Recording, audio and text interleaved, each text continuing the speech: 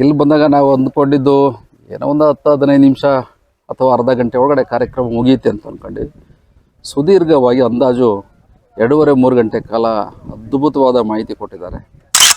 ದೇವಾನಂದ್ ಅಂತ ಸಿದ್ದಾಪುರ. ಸೊ ಈ ಮೆಣಸಿಂದು ದಯಾನಂದ್ ಜೊತೆ ನಾವು ಒಂದ್ಸರಿ ಇದನ್ನೇ ಡಿಸ್ಕಸ್ ಮಾಡ್ತಾ ಇದ್ವಿ, ಎಲ್ಲರೂ ತರಿಸ್ಬೇಕಲ್ಲ, ನಮ್ಮ ಏರಿಯಾದಲ್ಲೆಲ್ಲ ಹಾಕಬೇಕಲ್ಲ ಅಂತ ಹೇಳ್ಬಿಟ್ಟು ಮಾತಾಡ್ತಾ ಇದ್ವಿ. ಅವಾಗ ದಯಾನಂದ ಒಂದು ಒಳ್ಳೆ ಸಜೆಷನ್ ಕೊಟ್ಟರು. ಏನು ನಮ್ಮ ಕಂಪ್ನಿಯಲ್ಲಿ ಸದಸ್ಯರಾಗಿದ್ದಾರೋ ಅಂಥವರು ತೆಂಗು ಮತ್ತು ಅಡಿಕೆಯಲ್ಲಿ ಮಿಶ್ರ ಬೆಳೆಯನ್ನ ಬೆಳಿಬೇಕು ಅಂತ ಆಸಕ್ತಿ ತೋರಿಸಿದ್ದ ಕಾರಣಕ್ಕೋಸ್ಕರವಾಗಿ ನಮಗೆ ಈಗ ಕಾಳುಮೆಣಸು ಈ ತರ ಮಸಾಲೆ ಪದಾರ್ಥಗಳು ಏನು ಬೆಳೆಗಳು ಇದ್ವಲ್ಲ ಅದ್ರ ಬಗ್ಗೆ ಮಾಹಿತಿ ಇರಲಿಲ್ಲ. ನಮಗೆ ಒಂದ್ಸಲ ಇದು ಸಕಲೇಶ್ಪುರದ ಸ್ಪೈಸ್ ಬೋರ್ಡ್ ಇಂದ ಒಬ್ರನ್ನ ಕರೆಸಿ ಒಂದು ಮಾಹಿತಿ ಕೊಡಿಸಿದ್ರು.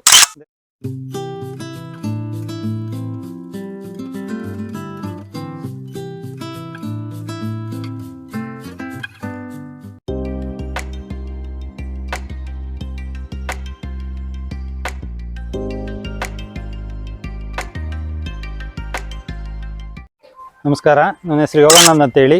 ನಾವು ತಿಪ್ಟೂರು ರೈತ ಉತ್ಪಾದಕ ಕಂಪ್ನಿನಲ್ಲಿ ನಾವು ಒಬ್ಬರು ಮೆಂಬರ್ ಆಗಿದ್ದೀವಿ. ನಮಗೆ ಕಾಳುಮೆಣಸು ಈ ಥರ ಮಸಾಲೆ ಪದಾರ್ಥಗಳು ಏನು ಬೆಳೆಗಳು ಇದ್ವಲ್ಲ ಅದ್ರ ಬಗ್ಗೆ ಮಾಹಿತಿ ಇರಲಿಲ್ಲ. ನಮಗೆ ಒಂದ್ಸಲ ಇದು ಸಕಲೇಶ್ಪುರದ ಸ್ಪೈಸ್ ಬೋರ್ಡಿಂದ ಒಬ್ರನ್ನ ಕರೆಸಿ ಒಂದು ಮಾಹಿತಿ ಕೊಡಿಸಿದ್ರು. ಅಂದರೆ ನಾವು ಸಹಿತ ಮಸಾಲೆ ಬೆಳೆಗಳನ್ನು ಬೆಳಿಬೋದು ಅನ್ನೋದ್ರ ಬಗ್ಗೆ ಮಾಹಿತಿ ಕೊಡಿಸಿದ್ರು. ಅದರಂತೆ ಈ ಸಲ ಫಸ್ಟ್ ಟೈಮು ಕಾಳುಮೆಣಸು, ಕಾಫಿ ಮತ್ತು ಏಲಕ್ಕಿ ಗಿಡಗಳನ್ನ ತರಿಸಿದ್ದಾರೆ. ಅದರಲ್ಲಿ ನಾವು ಸಹಿತ ಒಂದು 1000 ಗಿಡ ಕಾಳುಮೆಣಸು ತರಿಸಿದ್ವಿ. ಅದ್ರ ಮೆಣಸಿಗೆ ಗಿಡ ತರಿಸಿದ್ವಿ, ಆದರೆ ನಮಗೆ ಅದನ್ನು ಯಾವ ಥರ ನೆಡಬೇಕು, ಅದು ನಿರ್ವಹಣೆ ಹೆಂಗೆ ಅಂತ ಹೇಳಿ ನಮಗೆ ಅಷ್ಟು ಮಾಹಿತಿ ಇರಲಿಲ್ಲ.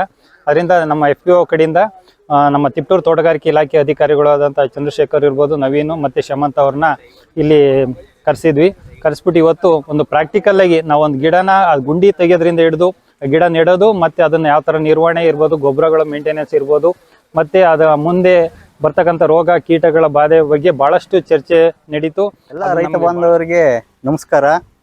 ಇವತ್ತು ನಾವು ನಮ್ಮ ತಿಪ್ಟೂರು ಫಾರ್ಮರ್ಸ್ ಪ್ರೊಡ್ಯೂಸರ್ ಕಂಪನಿ ವತಿಯಿಂದ ನಮ್ಮ ಕಂಪ್ನಿಯಲ್ಲಿ ಸದಸ್ಯರಾಗಿದ್ದಾರೋ ಅಂಥವರು ತೆಂಗು ಮತ್ತು ಅಡಿಕೆಯಲ್ಲಿ ಮಿಶ್ರ ಬೆಳೆಯನ್ನು ಬೆಳಿಬೇಕು ಅಂತ ಆಸಕ್ತಿ ತೋರಿಸಿದ್ದ ಕಾರಣಕ್ಕೋಸ್ಕರವಾಗಿ ಈಗ ಪ್ರಾಥಮಿಕ ಹಂತವಾಗಿ 20 ಜನ ರೈತರಿಗೆ ನಮ್ಮ FPO ಮುಖಾಂತರ ಪೆಪ್ಪರು ಮತ್ತು ಕಾಫಿ ಗಿಡಗಳನ್ನು ತರಿಸಿ ಕೊಡುವುದರ ಮೂಲಕ ಮತ್ತು ಅದರದ ಪ್ರಾತ್ಯಕ್ಷಿತೆಯನ್ನು ತೋರಿಸೋದ್ರ ಮೂಲಕ ನಾವು ಈ ಒಂದು ಕಾರ್ಯಕ್ರಮವನ್ನು ಮಾಡ್ಕೊಂಡಿದ್ದೀವಿ.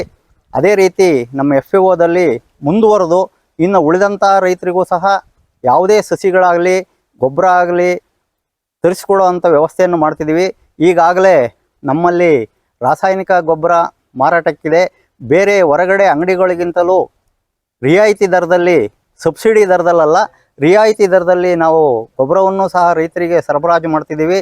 ಇವರು ನಮ್ಮ FPO CEO ಆಗಿದ್ದಾರೆ.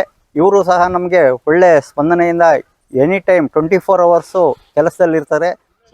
ನೀವು ನಮಸ್ಕಾರ, ನನ್ನ ಹೆಸರು ಗುರು, ಸಿರಿಗಂಧ ಗುರು ಅಂತೇಳಿ ಪರಿಚಯ. ಸ್ಥಳ ದೊಡ್ಡಮಾರಪ್ಪನಹಳ್ಳಿ, ಚಿಕ್ಕಮಾರಪ್ಪನಹಳ್ಳಿ ಸರ್ವೆ ನಂಬರಲ್ಲಿ ತೋಟ ಇದೆ. ತಿಪ್ಟೂರಲ್ಲಿ ವಾಸ ಇದ್ದೇನೆ. ತಿಪ್ಟೂರು ಪಕ್ಕ ಎಡೆನಹಳ್ಳಿ ಪಾಳ್ಯದಲ್ಲಿ ಸ್ವಲ್ಪ ಜಮೀನಿದೆಯಲ್ಲ, ಅಡಿಕೆ ತೋಟ ಇದೆ. ಈ ಮೆಣಸು ಬಳ್ಳಿ ಹಾಕೋದ್ರ ಬಗ್ಗೆ FPO ಮುಖಾಂತರ, ಈಶಾ ಫೌಂಡೇಶನ್ನು FPO ಮುಖಾಂತರ ನನಗೆ ಮಾಹಿತಿ ಸಿಕ್ತು. ಹಾಗಾಗಿ ಇವತ್ತು ತಿಪ್ಟೂರು ತೋಟಗಾರಿಕೆ ಇಲಾಖೆ ಅಧಿಕಾರಿಗಳು ಬಂದು ಮೆಣಸು ಬೆಳೆಯೋದ್ರ ಬಗ್ಗೆ ಪೂರ್ಣ ಪ್ರಮಾಣದಲ್ಲಿ ಗಿಡ ಹಾಕುವ ಅಂತರ, ಗಿಡ ಗುಂಡಿ ತೆಗೆಯುವ ವಿಧಾನ ಎಷ್ಟಿರಬೇಕು, ಇದರ ಬಗ್ಗೆ ಸಾಕಷ್ಟು ಮಾಹಿತಿ ಕೊಡ್ತಾರೆ ಅಂತ ತಿಳಿಸಿದರು. ಇವತ್ತು ಕಾರ್ಯಕ್ರಮಕ್ಕೆ ಅಂತ ಬಂದ್ವಿ. ಇಲ್ಲಿ ಬಂದಾಗ ನಾವು ಅಂದ್ಕೊಂಡಿದ್ದು ಏನೋ ಒಂದು 10-15 ನಿಮಿಷ ಅಥವಾ ಅರ್ಧ ಗಂಟೆ ಒಳಗಡೆ ಕಾರ್ಯಕ್ರಮ ಮುಗಿಯುತ್ತೆ ಅಂತ ಅಂದ್ಕೊಂಡು ಸುದೀರ್ಘವಾಗಿ ಅಂದಾಜು 2.5-3 ಗಂಟೆ ಕಾಲ ಅದ್ಭುತವಾದ ಮಾಹಿತಿ ಕೊಟ್ಟಿದ್ದಾರೆ. ಬೆಳೆಯೋದ್ರ ಗಿಡ ತೆಗೆಯೋದ್ರ ಬಗ್ಗೆ, ವಾತಾವರಣ ಎಷ್ಟಿರಬೇಕು, ಬೆಳ್ಳಿ ಬೆಳೆಸುವಂಥ ವಿಧಾನ, ಅಂತರ ಎಷ್ಟಿರಬೇಕು, ತೆಂಗು ಬೆಳೆಯೋದ್ರಲ್ಲಿ ಯಾವ ಥರ ಇರಬೇಕು, ಅಡಿಕೆ ಬೆಳೆಯ ಮಧ್ಯದಲ್ಲಿ ಹಾಕುವ ಸಂದರ್ಭ ಯಾವ ಥರ ಇರಬೇಕು, ಯಾವ ಸಮಯದಲ್ಲಿ ಯಾವ ದಿಕ್ಕಲ್ಲಿ ಸಸಿ ಹಾಕಿದ್ರೆ ಸೂಕ್ತ ಅನ್ನೋದ್ರು ಹಿಡ್ಕೊಂಡು ತುಂಬ ವಿವರವಾದ ಮಾಹಿತಿನ ಕೊಟ್ಟಿದ್ದಾರೆ. ನೀರೆಷ್ಟಿರಬೇಕು, ಅತಿ ಹೆಚ್ಚು ನೀರಾದರೆ ಒಳ್ಳೆಯದ ಕೆಟ್ಟದ, ಸಾವಯವ ಗೊಬ್ಬರ ಬಳಸಬೇಕು, ಎಷ್ಟು ಬಳಸಬೇಕು, ನಾವು ಮೇಲ್ಪದರ ಮಣ್ಣನ್ನು ಯಾವ ರೀತಿ ಬಳಸಬೇಕು, ಈ ಥರ ಸಾಕಷ್ಟು ಮೆಣಸಿನ ಬಗ್ಗೆ ನಾವು ಗೊತ್ತಿಲ್ಲದಲೇ ಇರೋಂಥದ್ದು ಮಾಹಿತಿಗಳು ಕೊಟ್ಟಿದ್ದಾರೆ. ಮಣ್ಣು ಬಳಕೆ ದೇವಾನಂದ್ ಅಂತ ಸಿದ್ದಾಪುರ. ಸೊ ಈ ಮೆಣಸಿಂದು ದಯಾನಂದ್ ಜೊತೆ ನಾವು ಒಂದು ಸರಿ ಇದನ್ನೇ ಡಿಸ್ಕಸ್ ಮಾಡ್ತಾ ಇದ್ವಿ, ಎಲ್ಲರೂ ತರಿಸ್ಬೇಕಲ್ಲ, ನಮ್ಮ ಏರಿಯಾದಲ್ಲೆಲ್ಲ ಹಾಕಬೇಕಲ್ಲ ಅಂತ ಹೇಳ್ಬಿಟ್ಟು ಮಾತಾಡ್ತಾ ಇದ್ವಿ. ಆವಾಗ ದಯಾನಂದ ಒಂದು ಒಳ್ಳೆ ಸಜೆಷನ್ ಕೊಟ್ಟರು. ಸರ್ FPO ಇಂದ ತರಿಸ್ಬಿಟ್ಟು ಎಲ್ಲ ರೈತರಿಗೂ ಅನುಕೂಲ ಆಗಂಗೆ ಮಾಡಿಬಿಡೋಣ ಅಂದರು. ತುಂಬ ಒಳ್ಳೇದಾಗುತ್ತೆ, ಹಂಗೆ ಮಾಡೋಣ ದಯಾನಂದ ಅಂತ ಹೇಳಿ ಇವಾಗ FPO ಇಂದ ಎಲ್ಲ ಗಿಡಗಳು ತರಿಸಿದ್ದೀನಿ. ನಾನು ಒಂದು 400 ಗಿಡ ತರಿಸಿದ್ದೀನಿ ಇವಾಗ. ಸೊ ಇಲ್ಲೆಲ್ಲ ಗಿಡ ಎಲ್ರಿಗೂ ಒಂದು ಎಷ್ಟು ದಯಾನಂದ ಎಷ್ಟೊಂದು 15-20 ಜನ ಇದ್ದೀವಾ? ಒಂದು 15-20 ಜನ ಎಲ್ಲ ತರಿಸ್ಕೊಂಡಿದ್ದೀವಿ. ಕೆಲವರು ಕಾಫಿ, ಏಲಕ್ಕಿ ಮತ್ತು ಇದನ್ನೆಲ್ಲ ತರಿಸ್ಕೊಂಡಿದ್ದಾರೆ.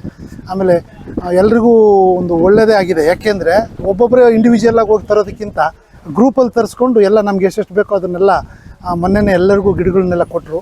ಸೊ ಅದು FPO ಇಂದ ತುಂಬ ಒಳ್ಳೆಯ ಅನುಕೂಲ ಆಗಿದೆ. ಅದ್ರ ಜೊತೆಗೆ ಈಗ ಇತ್ತೀಚೆಗೆಲ್ಲ ಗೊಬ್ಬರ ಇದು ಬೇರೆ ಎಲ್ಲ ಇದನ್ನು ಕೂಡ ಸಪ್ಲೈ ಮಾಡ್ತಾ ಇದ್ದಾರೆ. ಆಮೇಲೆ ಅಗ್ರಿಕಲ್ಚರ್ ಇಂಪ್ಲಿಮೆಂಟ್ಗಳು ಎಲ್ಲ ಏನು ಬೇಕೋ ಅದನ್ನು ಕೂಡ ಸಪ್ಲೈ ಮಾಡ್ತಾ ಇದ್ದಾರೆ. ಸೊ ಅದು ತುಂಬ ಒಳ್ಳೆಯ ಇದು. ಆಮೇಲೆ ಇವತ್ತು ಎಲ್ಲ ಬರೀ ತೆಂಗಿನ ಮೇಲೆ ಡಿಪೆಂಡ್ ಆಗಿರೋವಂಥ ದಿವಸದಲ್ಲಿ ಈಗ ಅದನ್ನೆಲ್ಲ ಬಿಟ್ಬಿಟ್ಟು ಅದ್ರ ಜೊತೆಗೆ ತೆಂಗಿನ ಜೊತೆಗೆ ಬೇರೆ ಬೇರೆ ಅಡಿಷನಲ್ ಆಗಿ ಇಂಟರ್ ಕ್ರಾಪ್ ಎಲ್ಲ ಮಾಡಿ ಅದರಲ್ಲಿ ಒಂದಷ್ಟು ಏನಾದರೂ ಬೆಲೆ ದುಡ್ಡು ಕಾಣೋ ಅಂಥ ಒಂದು ಇದನ್ನು ಮಾಡಿಸ್ಕೋತಾ ಇರೋದು ಇನ್ನೂ ತುಂಬ ಒಳ್ಳೆಯ ಬೆಳವಣಿಗೆ. ಇದರಲ್ಲಿ ರೈತರು ಮೊದಲನೇದಾಗಿ ತುಂಬ ಚೆನ್ನಾಗಿ ಸಹಕಾರ ಕೊಟ್ಟಿದ್ದಾರೆ. ಈಗ ಮತ್ತೆ ನೋಡಿ ತರಿಸಿ ಆದಮೇಲೆ ಇನ್ನೂ ಜನ ಬೇಕು, ನಮಗೂ ಬೇಕು ಅಂತ ಕೇಳ್ತಾ ಇದ್ದಾರೆ.